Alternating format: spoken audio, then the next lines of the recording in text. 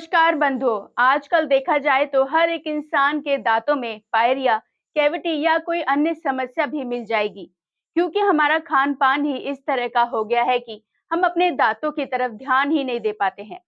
तो चलिए मिलते हैं डॉक्टर पी.आर. सुथार जी से। डेंटल चेकअप कितने दिन में करा लेना चाहिए?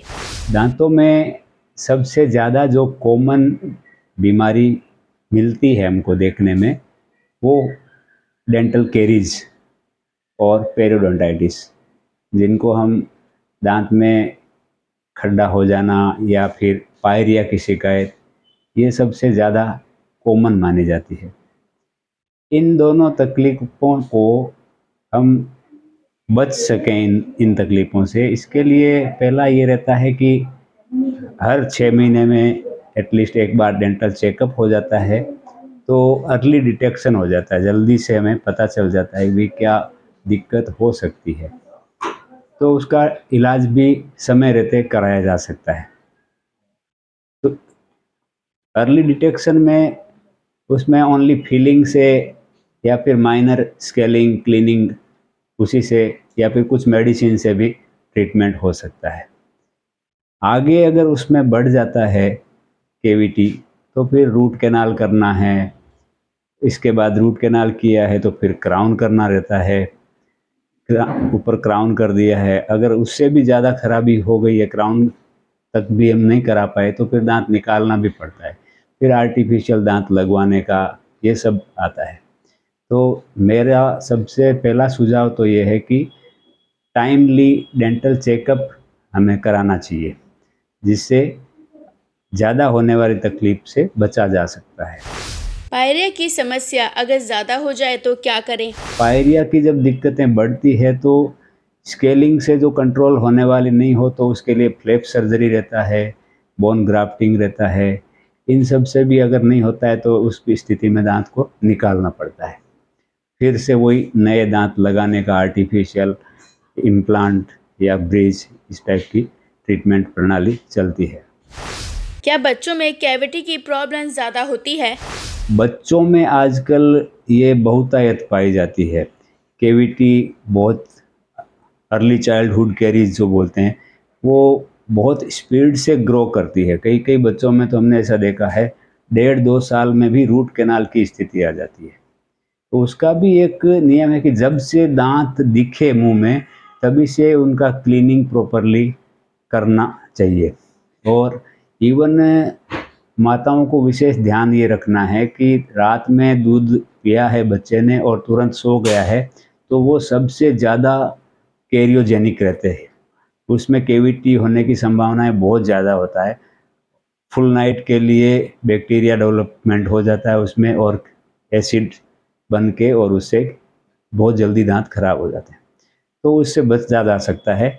रात में बच्चों को दूध पिला के तुरंत सुलाना नहीं चाहिए, सुलाने से पहले थोड़ा मुंह की सफाई करवा देनी चाहिए। ये माताओं के लिए सजेशन है। जो बच्चे जो 12 साल से छोटे हैं, उनका विशेष ध्यान रखना चाहिए। बहुत जल्दी कैविटी बढ़ के और ज़्यादा खराब हो जाते हैं। अगर उनका टाइम से इलाज नहीं हो पाता है तो वो दांत भी निकालने पड़े, तो फिर स्पेस मेंटेनर लगाओ, ताकि आने वाले दांत टेढ़े मेढ़े नहीं आए। अगर वो स्पेस मेंटेनर नहीं लगाया तो टेढ़े मेढ़े दांत आएंगे, फिर उसमें टेढ़े मेढ़े दांतों के लिए ब्रेसेस का ऑर्थोडोंटिक ट्रीटमेंट होते हैं, वो करवाने की ज़रूरत पड़ती है। इंटरमीडिएट ट्रीटमेंट क्या है? जैसे 8-10 साल की एज में इंटरमीडिएट ट्रीटमेंट हो जाते हैं, जिसमें ऑर्थोडोंटिक ब्रेसेज की ज़रूरत नहीं होती, T4 ट्रेनर और लगा के दांतों को हो सकता है कम उम्र में सीधा किया जा सकता है। और इसके बाद जैसे ऑर्थोडोंटिक ट्रीटमेंट की ज़रूरत है ही, तो फिर ब्रेसेज का ऑप्शन रहता है। फिर लास्टली ओल्ड एज में जैसे ब्रिज लगाना है या इम्प्लांट करना, ये सब ट्रीटमेंट आजकल मॉडर्न डेंटिस्ट्री में अवेलेबल रहते हैं। नज़दीक के डेंटिस्ट से आप चेकअप करा के और टाइमली चेकअप कराएंगे तो ज़्यादा तकलीफ़ों से बचा जा सकता है, मेरी ये सलाह है। और 2 टाइम ब्रश करेंगे सभी, रात में सोते हुए ब्रश करके सोएंगे, तो उससे भी काफ़ी अच्छा रहता है ओरल हाइजीन का। डेंटिनल हाइपर सेंसिटिविटी क्या है? डेंटल डिजीज में एक मुख्य पार्ट रहता है डेंटाइनल हाइपर सेंसिटिविटी। दांतों में पानी का, ठंडे पानी का लगना, गर्म पानी का लगना, मीठी चीज़ों का लगना, मीठी चीज़ से दर्द होना और खट्टी चीज़ से दर्द होना, इन के लिए विशेष तौर से जवाबदार रहता है दांतों में पेरियोडोंटाइटिस हो जाना, जिंजिवाइटिस हो जाना या डेंटल कैरीज हो जाना, एट्रीजन हो जाना, एब्रेजन या इरोजन। ये चीज़ें दांतों में कुछ घिस गए हैं या पायरिया की शिकायत हुई है, इन सब से रिलेटेड रहती है। पायरिया और कैविटी होने पर क्या ट्रीटमेंट लें जिससे इनके दर्द से और दांतों में झंझनाहट से छुटकारा पा सकें? मुख्य रूप से इसको हम दो पार्ट में डिवाइड कर सकते हैं।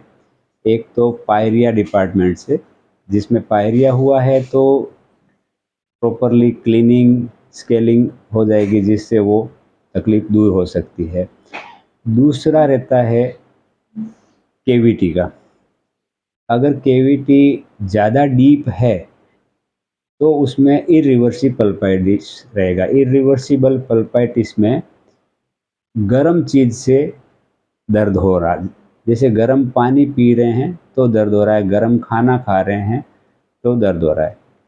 उन चीज़ों को ठीक करने के लिए operative treatment means root canal therapy करवाना ज़रूरी होता है। जब ओनली ठंडी चीज़ से, खट्टी चीज़ से या मीठी चीज़ से दर्द हो रहा है, वो रिवर्सिबल पल्पाइटिस होता है।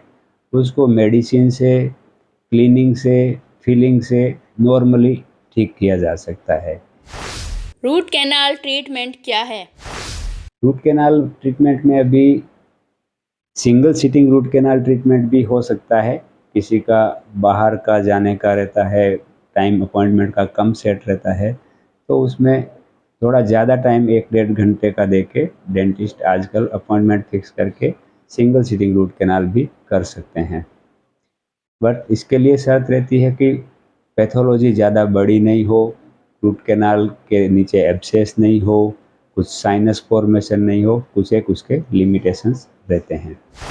दांतों में खराबी होने की क्या वजह होती है? कुछ हमारी हैबिट्स होती है जिनकी वजह से दांतों की बीमारियां हो जाती है। इनमें मुख्य रूप से आती है तंबाकू, जर्दा, मावा, गुटखा, बीड़ी, सिगरेट। ये सब दांतों को, मसूड़ों को, मुंह के वातावरण को पूरे को खराब करती है। इसका सबसे पहला तो ये है prevention is better than cure. तो हमें इन आदतों में जाना ही नहीं चाहिए, परंतु अगर कोई गए हैं तो इससे भी दांतों की तकलीफ़ें होती है, जिनमें मुख्य रूप से यही पेरियोडोंटाइटिस या डेंटल कैरीज या एट्रीजन, दांत घिस जाते हैं, एब्रेजन, साइड में से दांत घिस जाते हैं। तो इन सब भी में जैसी जो तकलीफ़ है उसके अकॉर्डिंग ट्रीटमेंट किया जा सकता है। कई बार इन चीज़ों में दांत के कोई ऐसे कस्प, शार्प पॉइंट बन जाते हैं, वो मुंह की कैविटी में, जैसे जीभ में या गाल की चमड़ी में ऐसे शार्प चक्कू की तरह लगते हैं, जिससे छाले हो जाते हैं और वो छाले कई बार ज़्यादा दुविधाजनक भी हो सकते हैं। तो इनका भी रेगुलर चेकअप करा के और निदान टाइम से करवाया जा सकता है। शार्प कस्प होते हैं तो उनको ग्राइंड करा के ने से छाले ठीक हो सकते हैं। तंबाकू खाने से कैंसर होने का खतरा होता है? ये तंबाकू जो ओरल कैविटी में कैंसर होने वाली समस्या है, उसमें मुख्य रूप से जवाबदार है। ओरल कैविटी के कैंसर में 99% तक के लोगों में कैंसर जवाबदार रहता है। तो अगर ओरल कैविटी में कैंसर होते हैं तो उसमें मुख्य रूप से छाला अल्सर हो जाता है और वो नॉन हीलिंग, करीबन 10-15 दिन तक कोई भी दवा से रेस्पॉन्स नहीं कर रहा है, जिसकी वजह से वो हो रहा है इरिटेबल कोज, उसको रिमूव कर दिया फिर भी अगर घाव भर नहीं रहा है, छाला ठीक नहीं होता है, तो ऐसी कंडीशन में 15 दिन बाद में बायोप्सी करवा के तुरंत उसका निदान करवाना चाहिए और उपयुक्त आगे का इलाज करवाना चाहिए। तो देखा ना बंधु, दांतों की अगर हम सही से देखभाल नहीं करेंगे तो हमें कितनी मुश्किलों का सामना करना पड़ सकता है। इसलिए डॉक्टर से रूटीन चेकअप करवाते रहे, जिससे कि कोई भी परेशानी हो तो वे तुरंत उसका समाधान कर सकें। तो चलिए मिलते हैं अगले हफ्ते नए स्वास्थ्य के साथ। तब तक आप देखते रहें विश्वकर्मा टुडे न्यूज़।